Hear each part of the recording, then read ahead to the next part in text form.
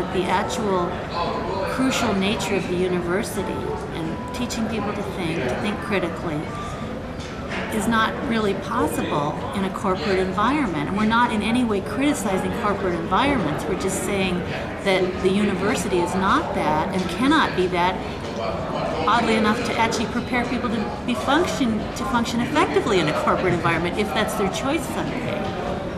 There are studies that suggest, for example, that the U.S. system of healthcare, which provides for corporate-style profits, corporate-style incentives to compete and so forth, is actually far less efficient than single-payer systems in other countries, which provide far more efficient levels of care to a vastly broader sector of the population.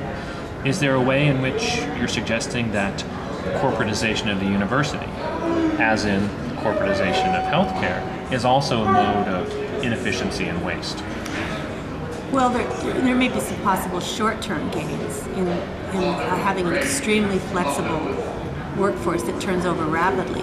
Even that I would question, because when you have to constantly rehire everybody, when 2/3 of your workforce has to be constantly rehired and is not part of your stable workforce that is there to do the long-term work, I would suggest that even short-term there's possible problems, but certainly long-term there is no doubt in my mind that having a workforce that, in the ways I've just talked about, really doesn't meet the needs of these students, the mission of higher education, and our society in general.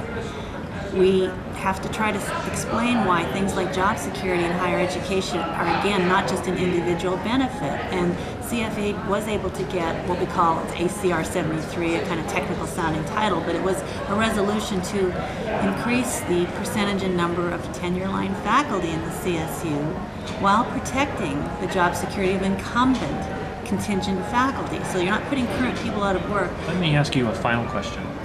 If you were talking to a contingent faculty member in a right-to-work state, I used to work in Kentucky, and that person had gone through so many of the experiences that, they're working for $1,400 a class, and they get fired midterm, they get fired the day before the term starts, a week into the term, their academic freedom is non-existent, or they're terrorized into thinking they have fewer freedoms than they might actually have, and so forth.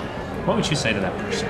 You just have to begin with what Joe Barry calls the committee of two, building two people and a group of activists that speak together, and then selling it as again, something that affects all faculty, that the profession is heading down the tubes. And so the tenure-track faculty who care about the future of the profession, and there's many of them, need to get on board. And that they also are facing all kinds of problems. New tenure-track faculty, older tenure-track faculty, there's lots of problems there that we all have to look at each other and try to help each other and build a cohesive group. Then you've got to get students on board, and you've got to get parents on board. And in or out of collective bargaining, start making those cases to administrations publicly at Board of Trustee meetings, to legislators, and getting legislators to help speak for you, so that you're building a case for why you're protecting individual faculty members because of what's happening to the students. What are you, Antoniotti or something?